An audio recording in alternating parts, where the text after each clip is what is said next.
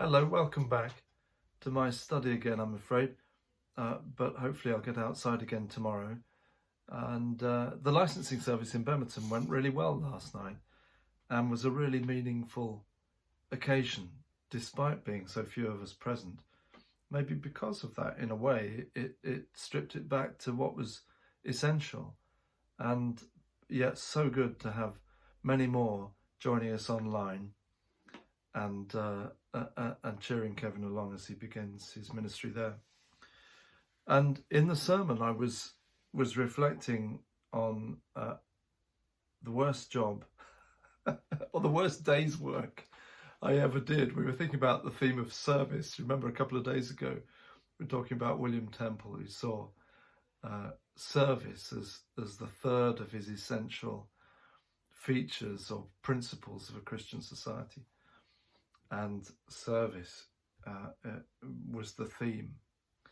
And I mentioned that my worst day's work was as a kitchen porter in a hotel in Reading 30-something years ago. And if you've ever worked in a hotel kitchen, you'll know that the kitchen porter is pretty much at the bottom of the heap.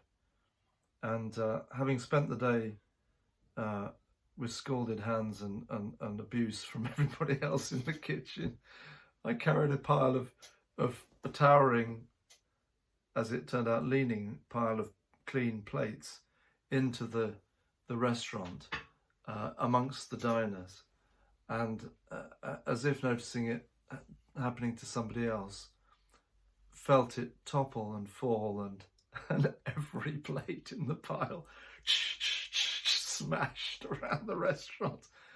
All eyes turned on me. Awful silence. Not even the sort of "Ray," not even the sort of cheers or kind of bursting of the atmosphere. And I simply spent the next, I don't know how long, scrabbling around, sweeping it up. And it was by mutual agreement with the manager and I that I did not return to that particular place of work the next day. I wonder what your worst experiences of work have been. I think there have probably been far more testing ones in some respects that demanded more of me, but I think that's probably the most embarrassing day's work I've ever had. What we do with our work, our life's work, is very closely linked for the believer with who we understand God to be. And it's interesting in the creation stories, those ancient stories of the Judeo-Christian tradition, that the sort of jobbiness, the workiness of work, its toil, comes in with the fall of man and woman. You might remember that it's part of the consequence of Adam and Eve sinning in the garden, that by the sweat of their brow they will now toil, and what has been gift now becomes graft. And I think with working life, the aim is to get back to Eden and to the sense of work being gift. Of course, it's graft, and a lot of our working life is spent grafting, and of course doing many things that don't feel like us and that just need to be done, and we have to get on and do them.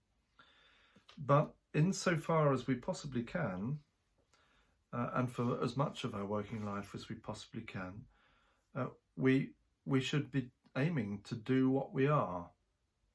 That is a privilege, of course, that comes with some jobs and lifestyles, and is simply not possible for many, and particularly the poor. That the kind of graft, the toil of work, is typically given to those who have fewer options, and therefore we need to dignify those who do the toiling jobs. And of course, as I was reflecting last night, in the kingdom of God, Christ honours, dignifies service in his washing of the disciples' feet, doing the most menial, messy, smelly task that there was in that soapless culture. So in the kingdom of heaven, the kitchen porter becomes the head chef. And that's part of the way in which we dignify service and get back to Eden with it. But also, as I say, somewhere we need to aspire so that somewhere in our day, somewhere in our week, even if it's only for an hour a week or a tiny proportion of our work, we are doing what we are so that we get back to our calling, and calling being the basis of our working lives, because each of us is given a unique set of constraints and opportunities, skills, things that we really can't do, and other things that we really can do. And I was once challenged with the question, what is it that only you can do? And it's not an arrogant thing to answer that question. In fact, at certain points, it's really the only question that does need to be answered. What is it that only I can do?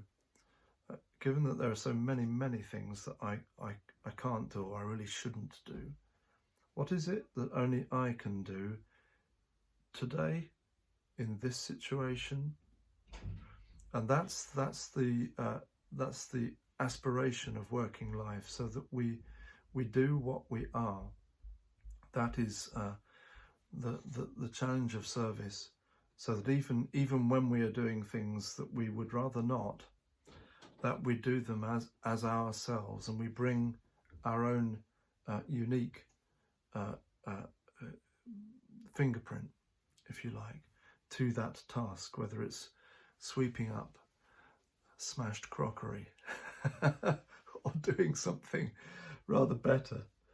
That's the thought for today. I pray that is possible for you in your working lives, and whatever constitutes the work of the day, domestic or professional, whatever it is. God bless you as you go to ground.